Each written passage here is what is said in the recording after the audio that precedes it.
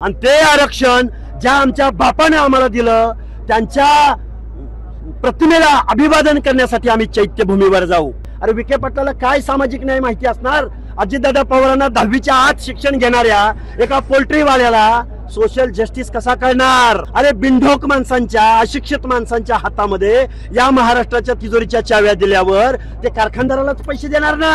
हा पाण्याच्या बंबात घालण्याच्या सुमार दर्जाचा हा GR आहे आणि बेजबाबदार ज्या विखे समितीला कुठलाही संविधानिक अधिकार नाही त्या समितीने बनवलेला हा बेकायदा GR आहे। याचा लीगल एस्पेक्ट शून्य आहे।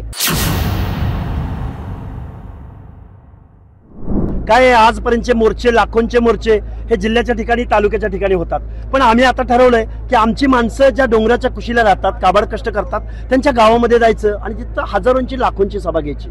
हा GR आम्ही इथं फाडलाय प्रतिकात्मकरित्या, पण हा GR जोपर्यंत रद्द होणार नाही तोपर्यंत इथला ओबीसी इथल्या सत्ताधाऱ्यांना, विरोधकांना, आमदारांना, खासदारांना, कारखानदारांना, जागीरदारांना मानणार नाही, मतदान करणार नाही।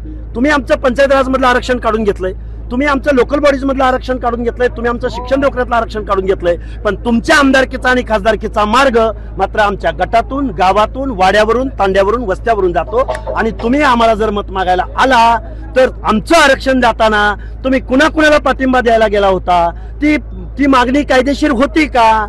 हा जो GR काढला गेला, या GR अन्वये ओबीसीचं आरक्षण वाचलं का संपलं हे तुम्ही आम्हाला कधी सांगणार? आणि तुम्ही काय करत होता हा आम्ही प्रश्न इथल्या सत्ताधाऱ्यांना विचारू। मुंबईला जे आहे ते आझाद मैदान नाही तर चैत्यभूमी निवडला आहात, काय संकल्पना आहे? आमची संकल्पना अशी आहे, ज्या महामानव डॉक्टर बाबासाहेब आंबेडकरांनी या देशभरामधल्या शोषितांचा, वंचितांचा, आदिवासींचा, ओबीसींचा, दीनदलितांचा आणि ज्याला म्हणून इथल्या व्यवस्थेनं माणूस म्हणून जगण्याचा अधिकार नाकारला, त्या माणसांच्या प्रतिनिधित्वासाठी हे आरक्षण दिलंय। आणि ते आरक्षण ज्या आमच्या बापाने आम्हाला दिलं त्यांच्या प्रतिमेला अभिवादन करण्यासाठी आम्ही चैत्यभूमीवर जाऊ। आम्ही इथली व्यवस्था चॅलेंज करण्यासाठी नाही, आम्ही मुख्यमंत्र्यांची आयमाई काढण्यासाठी नाही, आम्ही लोकशाही मानणारी आहोत, आम्ही संविधान मानणारी माणसं आहोत। आमच्या महामानव डॉक्टर बाबासाहेब आंबेडकरांच्या प्रतिमेला विनम्र अभिवादन करण्यासाठी आम्ही चैत्यभूमीवर जाऊ। पवारांची जी बरोबरी आहे तुम्ही ईस्ट इंडिया कंपनीशी केलेली आहे, काय सांगाल? हे बघा, अजितदादा पवारांच्या मुलाची एक दारूचा कारखाना आहे आणि त्याचं दिवसाचं उत्पादन 1,10,000 लिटर आहे।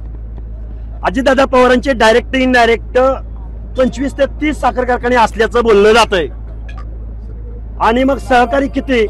आणि मग पुरवणी मागण्यामध्ये 2,000 कोटी रुपये अजितदादा पवार आजारी पडलेल्या आपल्या चेल्या चपाट्यांना 2,000 कोटी रुपये सँक्शन करून देतात, पण त्याच वेळी लक्ष्मण हाके, ॲडव्होकेट मंगेश ससाने यांनी समुद्रामध्ये उड्या मारून ओबीसीच्या पोरांच्या, PhDच्या पोरांना स्कॉलरशिप मिळावी म्हणून आंदोलन केलं। त्यांना मात्र अजितदादा पवारांकडे पैसे नाहीत, पण आजारी पडलेल्या कारखान्यांना मात्र अजितदादा पवार 2,000 कोटी रुपये देतात। अरे हे प्रोफेशनल आहेत, हे राजकारणी नाहीत, यांना सामाजिक न्याय माहिती नाही। अरे विखे पाटलाला काय सामाजिक न्याय माहिती असणार? अजितदादा पवारांना 10वीच्या आत शिक्षण घेणाऱ्या एका पोल्ट्रीवाल्याला सोशल जस्टिस कसा कळणार? महामानवांचा, लोकशाहीचा प्रियांबल कधी कळणार? हे आमची ओरड आहे। अरे बिनढोक माणसांच्या, अशिक्षित माणसांच्या हातामध्ये या महाराष्ट्राच्या तिजोरीच्या चाव्या दिल्यावर ते कारखानदारालाच पैसे देणार ना? गावगाड्यातला, शोषिताला, वंचिताला, ओबीसीला, दलितांना, भटक्यांना कसा पैसे दिला हा माणूस? म्हणून आमची ओरड आहे। आतडी तुटोस तर आम्ही बोलतोय, पण याची रिॲक्शन ही मतपेटीतनं महाराष्ट्रामध्ये तुम्हाला बघायला भेटेल। एक विधान होतं, त्या विधानावरून मराठा समाज आक्रमक झालाय की तुमच्या मुली ज्या आहेत, एक मिनिट थांबा, परडी शहर पोलीस स्टेशनमध्ये तुमच्या विरोधात गुन्हा दाखल झाला, आमच्याकडे रोटीबेटी व्यवहार करावा अशा पद्धतीचे विधान केले, त्यानंतर टीका झाली। काय हे बघा 1917 साली पटेल बिल पास करून आंतरजातीय विवाहाला प्रोत्साहन ज्या शाहूराजांनी दिलं, जाती अंताची लढाई ज्या फुले शाहू आंबेडकरांनी देशाला दिली, हे महाराष्ट्र सगळ्यांना समानतेची वागणूक कधीपर्यंत देणार नाही जोपर्यंत आंतरजातीय विवाह होणार नाही। त्यावेळी राजर्षी शाहू महाराजांनी 100 विवाह, आंतरजातीय विवाह घडवून आणले। त्यातले पहिले 25 विवाह हे धनगर आणि मराठा जातीमध्ये घडवून आणले। स्वतःच्या चुलत भावाची लेक रत्नप्रभा देवी तुकोजी होळकरांना देऊन एक बोलघेवडा समाज सुधारक नव्हे तर कर्ता समाज सुधारक म्हणून राजर्षी शाहू महाराजांनी जे तत्व महाराष्ट्राला दिलं, त्या राजर्षी शाहू महाराजांची एक लाईन मी बोलून दाखवली अरे मी कुठे लग्न लावायला गेलो होतो? आणि बरं माझं काय म्हणणं आहे याच्या पलीकडे जाऊन, महाराष्ट्र शासनाची 50,000 रुपये जर आंतरजातीय विवाह केला तर महाराष्ट्र शासन 50,000 रुपये देतं, आणि केंद्र शासन SC ST बरोबर जर आंतरजातीय विवाह केला तर 2.5 लाख रुपये देतं. आणि मग शासन जर पैसे देऊन आंतरजातीय विवाह करा म्हणतंय तर मी तेच बोलवणार आहो. पण गुन्हे दाखल काय झाले तुमच्यावरती. चुकी? अरे गुन्हे, पण तुम्ही मग मराठा ओबीसी हे जे आरक्षण आहे ते स्वीकारले असं म्हणावं लागेल. अरे स्वीकारलं म्हणजे दाखले काढून आत सामील झालेत ना. हा GR काढून महाराष्ट्र शासनाने आमचं आरक्षण संपवलंय ना. कधी कायदा चॅलेंज होईल, कधी रद्द होईल तेव्हा होईल, पण आज रोजी आमचं आरक्षण संपलंय.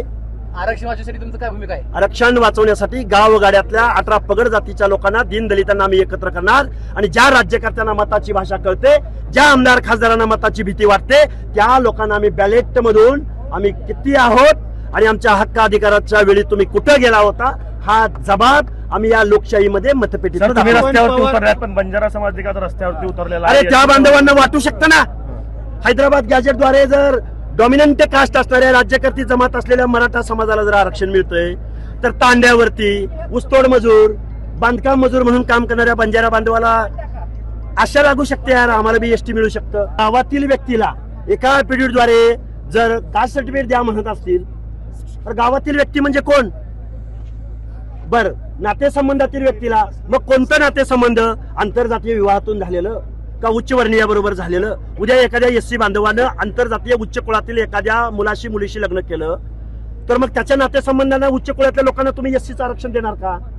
त्यामुळे हा जो GR आहे हा पाण्याच्या बंबात घालण्याच्या सुमार दर्जाचा हा GR आहे, की ज्याची प्रस्तावना 2 पानाची आहे आणि GR 4 ओळीचा आहे.